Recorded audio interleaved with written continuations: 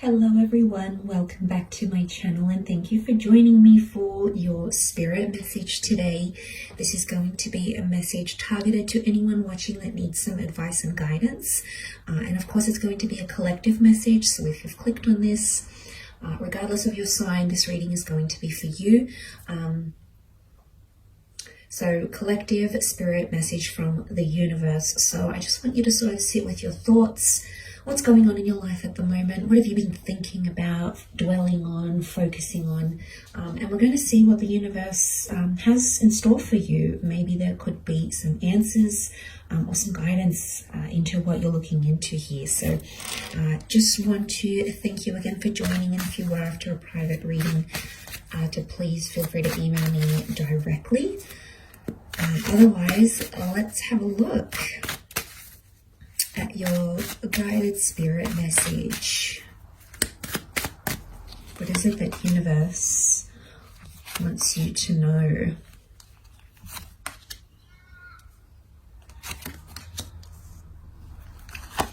Okay, let's kick it off with the Seven of Swords. Seven of Swords is a betrayal. It's doing things that are taboo or doing things that are wrong or perceived as wrong, taboo, frowned upon, doing something that you're not entirely proud of. So for some of you, you might be thinking about doing this or have done this. Swords point to air signs, so Gemini, Libra, Aquarius. We've got the Seven of Swords looking towards a collaboration or a partnership or relationship of some kind. So some of you might be doing something that goes against your values in terms of a friendship, partnership, or a romantic relationship. And I think it's starting to weigh heavy on you because you're noticing, I might not be doing the right thing by this person or by this contract or by this enterprise or partnership. So I think some of you may be in an energy where you're trying to get away with something here, but it just festers, and I think it's kind of growing and growing, and you're realizing something needs to change or I need to do something about it. It can also be done to you.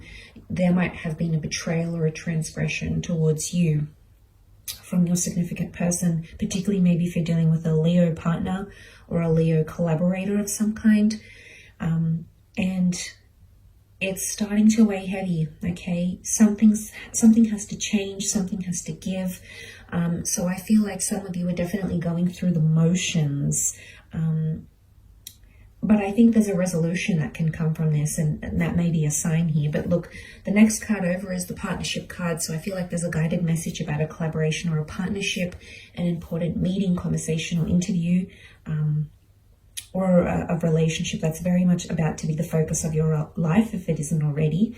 It's a beautiful soulmate connection is what I'm seeing. So you're brought with a particular person for a reason.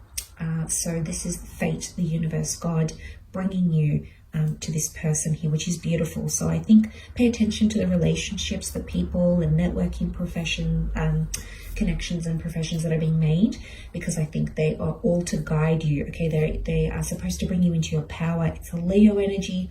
So connections, partnerships require initiative or are going to take precedence in your life around this time frame. It could also be an engagement or a partnership of some kind as well. It could be marriage here. There may be proposals coming up, absolutely. The next card over is the Death card, okay, a card of endings or something needing to end. In particular, in this first row, in this top row, there is very much this focus on things that are hidden in the closet. It's a Scorpio energy. Scorpio energy is private, it's hidden, it's things that are sort of behind closed doors, it's things that are underground, it's things that are in the dark rather than in the light. So definitely something about some secrets, things in the closet, coming out of the closet. There's something that you've maybe been suppressing, even if it is on a subconscious level. So you might not even be aware of it, but the universe is trying to bring this to your conscience side, okay? It's wanting you to realize and work through this. But look, it can be an old way of life dying. It can be major changes for a lot of you, or transforming your image, your persona, who you are in the world, how you present yourself. It can be terminating a contract, a relationship, and a lifestyle of sorts.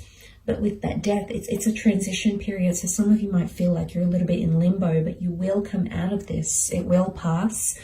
You're just probably through the midst of it all, but this won't last forever. Nothing does. This moment shall too pass, and you will be able to reinvent yourself or close off a chapter, but at the same time, reopen it in a very beautiful way. This notion of, you know, these powers of like death and you know, this ace here, it's really telling me that you have to trust whatever is coming to an end in your life, or whatever you feel like you have to end or walk away from. Might not be permanent, might not be forever, but it might just be the best thing you ever did. So it will be wise to remember that as you come into your life and what's going on. Next card, Ace of Pentacles, Hand of God, offering you a physical asset or a physical change of circumstances, more wealth or an opportunity to create money, a new living situation, having a physical asset in your hands, perhaps a car, something of value, however, and something that could prove lucrative or make you grow in terms of physical assets. It may be a new connection, it may be a new person under a Taurus, a Capricorn, or Virgo, but it is connected to monetary or earthly chapters. So anything in the earthly sense, very likely to be sent to you. So I think it's a good sign. It also looks like the sun. So following that black flag of death, we've got the beautiful golden pentacle, which looks like a sun. And the sun is all about illumination. The sun injects harmony and happiness, and just, you know, lights our path when we feel like we don't have a clear path or things aren't really making sense. So trust what the universe and God are putting in front of you, because it's all for a reason. That Ace of Pentacles is literally being handed to the High Priestess, a very strong spiritual card or fertility card. So for a lot of you, big chapters in those areas of your life. Black and white pillars, the yin and the yang. So again, this column, both number 2, there's either 2 powerful connections or 2 powerful partnerships, or seeing another side of yourself that's going to be illuminated in a very powerful way. This is all about duality. This is the back and forth, multiple homes, multiple income streams, multiple partners, or focusing on that one powerful relationship or collaboration in your life. But a very fertile kind of energy, very much a spiritual venture here. So I think a lot of you might meet someone or connect with a person who's going to open up your eyes spiritually, which is very profound, could very much contribute to that change of, you know, self and reinvention with the Death card, absolutely. She also brings religion. You know, we've got the cross, we've got the Islam crescent moon, we've got the Jewish Torah. So spirituality and faith and religion, you might be called upon these things through a person, through some sort of collaboration, but there's a reason why. And it could also be too, as a number of partnership, your devotion to that may grow, and that relationship may really blossom, and you will find that contributes to that reinvention, particularly if you're going through that 7 of Swords energy. It won't be unmet with criticism, I should say. 5 of Wands, disruption, disharmony, everyone having their own opinion, but everyone's figuring it out for themselves. And I think you need to remember that, especially in group environments. Could be like a family thing.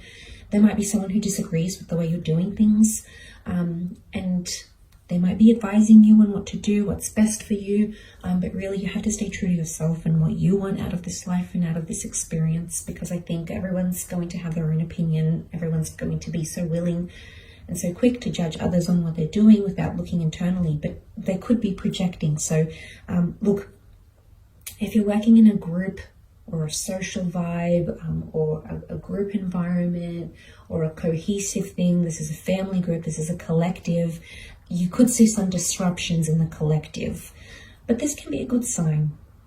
The reason being is because people are starting to think more independently and have started to think more for themselves rather than as a group, rather than being led and controlled. They're thinking more independently. So sometimes a healthy debate or discussion is necessary to see other sides you know, to have empathy, all of these sorts of things. So you might find that there's a bit of disruption here, or you might find you no longer gel with a social circle, a certain community, a certain family dynamic, a group or creative project.